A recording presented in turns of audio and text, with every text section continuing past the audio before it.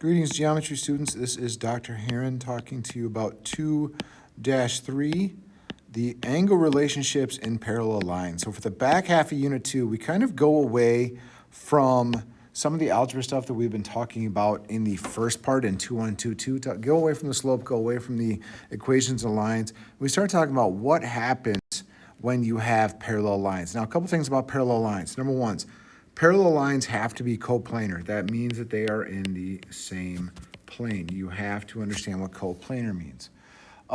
The parallel lines are always going to be equidistant. Equidistant always means that like they are going to be the same distance apart no matter where you go on the line. The shortest distance between those two lines are going to be the same throughout. And because of that, as a direct result, parallel lines are never going to cross. Okay, parallel lines are never going to cross. So now we have some different situations here that can kind of occur. Now, I have got plane P and plane Q parallel. So the shortest distance between these two planes is going to stay the same. The planes are congruent to each other. Now, these lines, this line A, this line B, they are called skew. Okay, what's so special about skew? Well, when you look over here, skew lines, all right, do not intersect. They are not parallel, and they are not coplanar. Okay, so they are not on the same line. They are not parallel, but like parallel lines, they do not intersect. So line A and B are going to be considered skew because A is on plane A, line B is on plane B.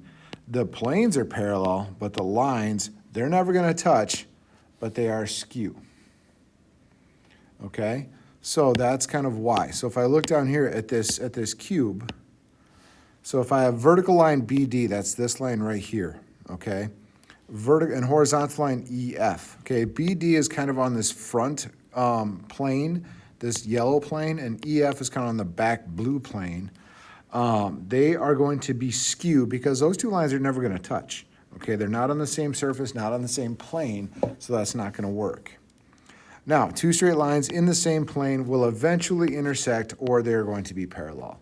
All right, so if they are on the same plane, they're either going to intersect or be parallel. Skew lines are on different planes. Okay, so parallel lines, when they get cut by a transversal. A transversal is nothing more than a line through two parallel lines. Okay, that's all that is. Now, interior angles are basically just inside the parallel lines. Exterior angles, if you haven't guessed, those are just going to be outside the parallel lines. Okay? So, inside, outside, interior, exterior. Transversal just cuts through that. So now, when you have parallel lines cut by a transversal, you create four kinds of angles. Okay? Transversal line intersects two or more lines at different points. So, you have different sets of angles. So, the corresponding angles, if you will look, basically are in the same location. Okay? Same location is what you want to think about when you think about corresponding. All right? So, blue, same location. And if you look, the red are all up and to the left. The green are all down and to the left. The blue are all up and to the right, and the green are all down and to the right. Alternate exterior are exactly what it sounds like. Opposite sides, but on the outside of the lines. And they're going to be on the opposite side of the transversal. And alternate interior is going to be the same kind of idea, except now you're going to be inside the lines instead of outside the lines, okay? And the consecutive interior, sometimes called same side interior, those are going to be same side, inside, same side, inside, same side, inside. And if you look, the angles corresponding alternate exterior, alternate interior, they are all going to be congruent. Okay, so whichever pair matches up, they're going to be congruent. So a couple quick things from Unit 1. Perpendicular lines always form a right angle, okay, or a 90-degree angle. Linear pair are two angles that share a side, and they are also supplementary. Okay, so they equal 180 degrees. All right, vertical angles are two opposite angles and are always congruent. Okay, so if I look over here, angle 1 and angle 2 would be a linear pair. Likewise, so would 6 and 9, and so would 7 and 8, 10 and 11. Those all together would make a line. All right. A vertical angle, they're across from each other, so my vertical angles were going to be like 6 and 8. They're across from each other, 7 and 9. 1 and 3, those would all be considered opposite or vertical angles. Okay, so based on what we know, just what I know about vertical angles and congruent angles.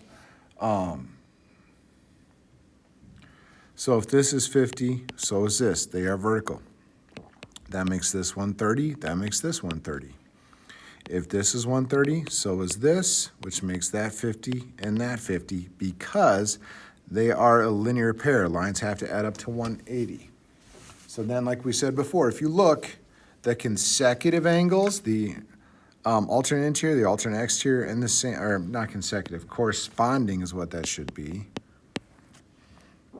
So these two, these two, these two, and these two all match up. Those are corresponding. All right, alternate interior, alternate exterior. So here's what we can say. In two parallel lines cut by a transversal, alternate interior angles are going to be congruent. Alternate exterior is going to be congruent. Corresponding angles are going to be congruent. Same side interior angles or consecutive interior angles are going to be supplementary. All right.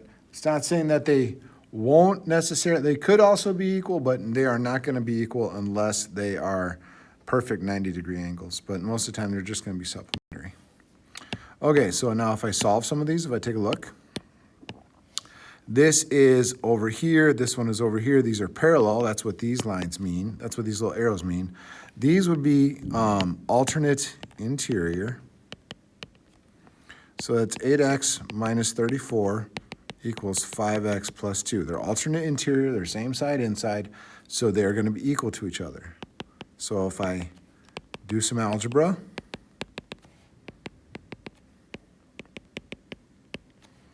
x is going to be 12. There's my answer.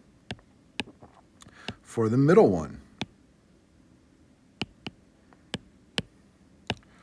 13x minus 5 equals 11x plus 5 because those are corresponding.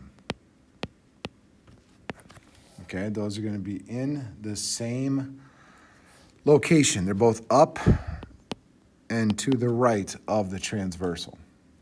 Okay, so again, a little bit of algebra. 2x, 0, 0, 10. X is going to equal 2.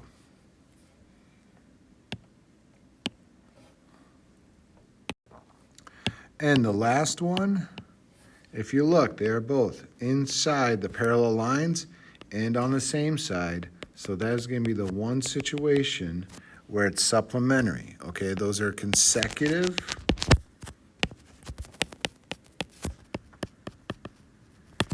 Interior.